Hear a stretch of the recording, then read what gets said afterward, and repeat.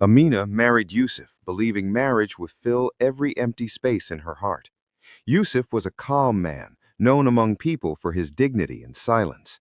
He worked hard, prayed consistently, and believed deeply that what Allah joins together should be protected with respect and privacy. In the early days of their marriage, their home was warm. They laughed over small things, shared meals after long days, and prayed together before sleeping.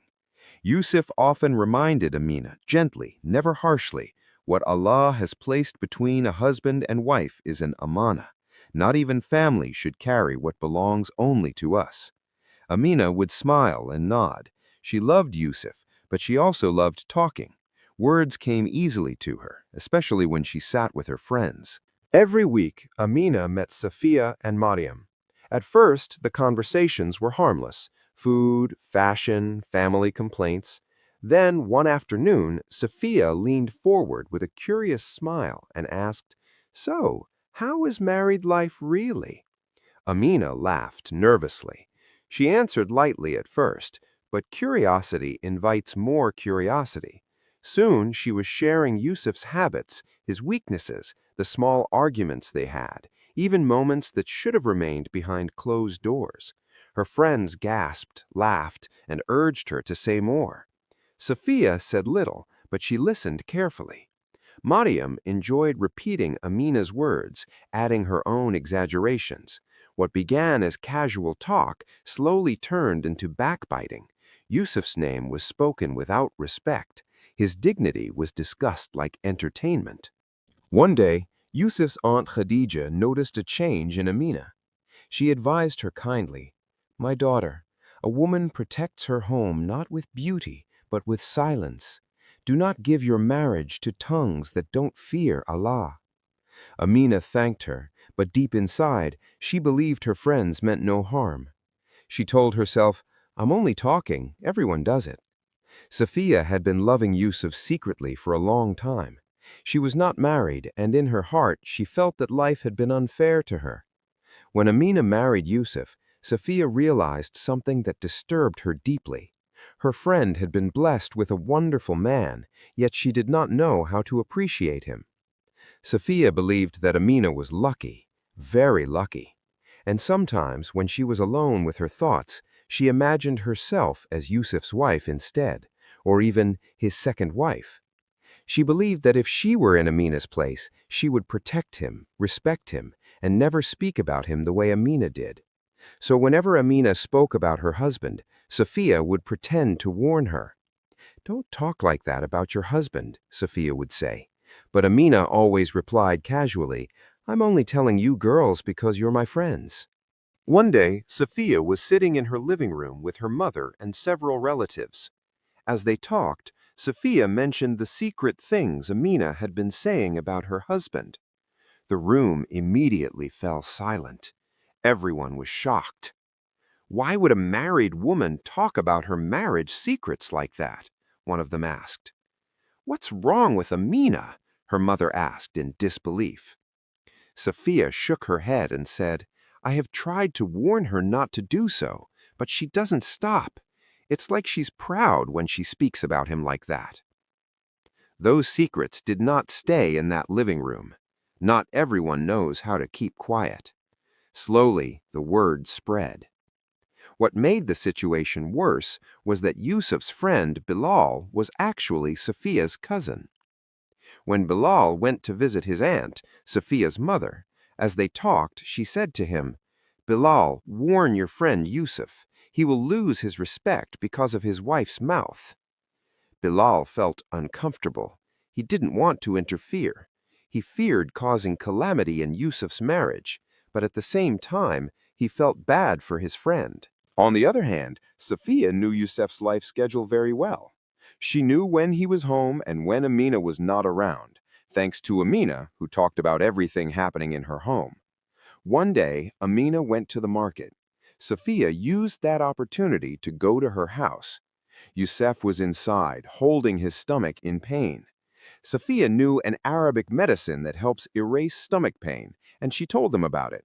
Yusuf listened carefully. After that, Safiya left. Another day, they met again. Yusuf thanked her for the medicine and her advice. Sophia took that as an opportunity to get closer to him. Every time they met, they greeted each other well and exchanged small conversations, always respectful. But Sophia knew exactly what she was doing. As the secrets about Yusuf became heavier and more widespread, Bilal could no longer take it. He knew the right thing was to warn his friend. That was when he finally went to Yusuf and told him the truth. Yusuf was shocked by what he heard. Some of the details mentioned were things he had never shared with anyone except his wife. "Where did you hear that?" Yusuf asked. "People are talking," Bilal replied. Bilal did not reveal that the first place he heard the secrets was from his aunt. He knew Sophia and Amina were friends, and he didn't want to cause a fracture in their friendship. Yusuf was angry and deeply hurt. He knew there was no way he would gossip his own secrets. Only his wife could have done this. Later at home, Yusuf asked Amina about it. She denied strongly at first, but when he pressed her, she finally admitted everything and asked for forgiveness. Yusuf forgave her, but he never saw her the same way again, and he never talked to her the same way again. Confused and afraid, Amina went to ask Miriam and Sophia if they had spoken to anyone about her secrets. "You were the ones I spoke to. Could any of you have told anyone?" she asked. Miriam denied immediately. Sophia looked at Amina and said calmly, "I warned you not to speak about your bedroom issues. I warned you." "So it was you?" Amina asked, staring at Sophia. Sophia smiled and said, "If I was going to tell your secrets to other people, I wouldn't have warned you not to tell us." Amina sighed. She knew one of her friends had betrayed her, but she didn't know who. Since both denied it, she couldn't force the truth out of them. That was when she began to realize she needed to guard her mouth. Sophia, however, saw this as an opportunity. Amina's marriage was now fractured. Another day, Sophia went to Amina's house again, knowing very well that Amina wasn't around. This time, she brought a strawberry cake, the flavor Yusuf loved. Yusuf was there. They greeted each other. Sophia asked about Amina. "She went to buy groceries," Yusuf replied. Sophia put the cake down and said she had only brought it quickly. Then she said goodbye. Yusuf asked, "Why are you in a rush? She won't take long. You can wait." Sophia thought for a moment and agreed. Inside, Yusuf felt embarrassed. He thought, perhaps Sophia also knows my secrets. He excused himself and went to the bedroom, avoiding conversation. Sophia sat in the living room, hoping Yusuf would come back before Amina returned. When he took too long, she decided to leave. At the same moment, Yusuf remembered, "I didn't even offer her water. In Islam, a guest must be honored." He returned to the living room just as Sophia stood up to leave. Before anything else could happen, Amina walked in. They greeted each other. Yusuf quietly returned to the bedroom, giving them space. Sophia explained she brought cake to cheer Amina up after their recent tension. Later on, Yusuf was not in the mood to eat lunch. Amina noticed and immediately thought that perhaps he was still angry with her because of everything that had happened. Wanting to please him, she offered to prepare a different dish for him, hoping it might change his mind. Yusuf refused again and said he was not hungry. Amina did not give up. She paused for a moment and then said, "At least have some cake." Yusuf hesitated. He thought about it for a while. Then he finally agreed. The cake was delicious. Yusuf complimented it repeatedly, so much that Amina felt anger rising in her chest. One weekend, Yusuf went to visit Bilal at his house. Sophia was also there, visiting her cousin. When Yusuf saw her, he greeted her politely and took a moment to compliment her again for the delicious cake she had baked earlier. Sophia smiled and thanked him. Since Yusuf was staying for a bit longer, Sophia used that opportunity and baked another cake for him while he was there. Later, when Yusuf was about to leave, Sophia brought the box and handed it to him. "What is this?" Yusuf asked. "Since you gave my cake a good mark, I thought I should bake another one," Sophia replied. "It's not necessary," Yusuf said. "It's okay. Besides, Amina loves cake, so you can eat it together," Sophia said with a smile that revealed her beautiful dimples. He smiled as he took the box of cake from her. "Thank you," he said. Bilal and his wife exchanged looks, silently noticing the situation and feeling uncomfortable. When Yusuf left, Bilal questioned Sophia. Why'd you bake a cake for Yusuf? You heard the reason why, Sophia replied shortly and walked away, leaving Bilal and his wife staring at each other. When Yusuf brought the cake home, he didn't tell his wife that Sophia was the one who baked it. Aside from how delicious the cake was, one thing that stayed in Yusuf's mind was Sophia's beautiful smile. He didn't know why, but that smile, with the beautiful dimples, kept replaying in his mind. Another day, when the three friends were talking, Amina learned that Sophia had gone to visit her cousin Bilal the previous weekend.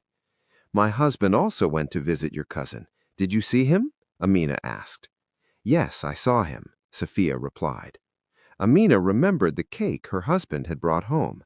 Could it be that Sophia was the one who baked it? She wondered in her mind. She decided to ask directly. Were you the one who baked the cake my husband brought home? Yes, Sophia replied shortly. Amina felt angry at Sophia. She became jealous and said, Don't do that again. Do what? Sophia asked. I don't want you baking a cake for my husband again. Why do you say it like that? Sophia asked. If my husband wants a cake, I will be the one to bake it for him, since I am his wife, Amina replied insistently. Then she stood up and left. Mariam was frozen in shock, unable to believe what was happening between her friends. Safia was upset when she told her mother how Amina had treated her over a cake. I don't think it's right to bake a cake for another woman's husband, her mother said. I did it because he appreciated it, Safia defended herself. Only because of that? Her mother asked.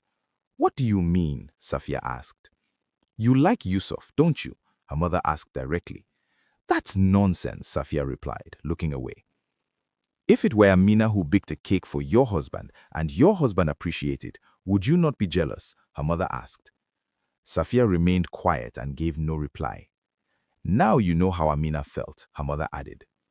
The tension between Amina and Safia became serious, to the point that their friendship lost its course. Meanwhile, Yusuf began to feel attracted to Safia, who never wasted a chance to be gentle whenever they met. Even if it was just a greeting, Yusuf would prolong it. He also found excuses to visit Bilal, hoping Safia might be there as well. Before long, their closeness became obvious. Bilal asked Sophia about it, and she did not deny it. I want to be Yusuf's wife, she said. Bilal warned her, but that man is Amina's husband, your friend. I know, but Islam allows a man to marry more than one wife, so I don't see a problem, Sophia replied. Bilal sighed and said, Will Amina be okay sharing her husband with her best friend? She will be okay, Sophia replied simply and clearly. Bilal also asked Yusuf about his feelings toward Sophia. Yusuf did not deny them. In fact, he said, If Sophia is willing to become my second wife, I will marry her. Bilal smiled because he already knew Sophia's answer. What about Amina? The two were friends. It may cause conflict, said Bilal. I know, but I believe there is a solution to everything, Yusuf replied. The day Yusuf and Sophia's nikah took place, Amina was not informed. She only found out after the nikah had already happened. She was furious. She went to confront Sophia and blamed her for the betrayal. I knew you were the one who caused a fracture in my marriage. You were never a true friend. You were just an enemy waiting for a chance to come between me and my husband, Amina yelled in anger. Sophia did not reply. She remained quiet, watching her. She did not want to fight. She knew that Amina's anger would eventually calm down. She also knew that they might never return to how things used to be, but with time Amina would accept it and get used to the fact that Sophia was now her co-wife. Amina's pain reminds us of an important lesson.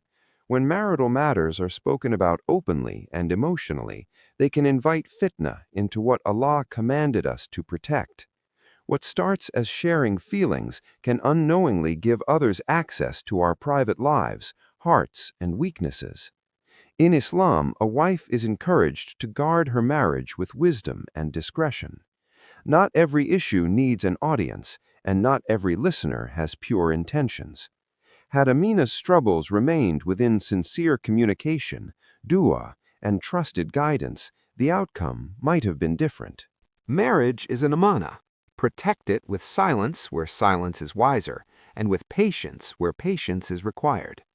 Thank you for watching, and see you in the next story.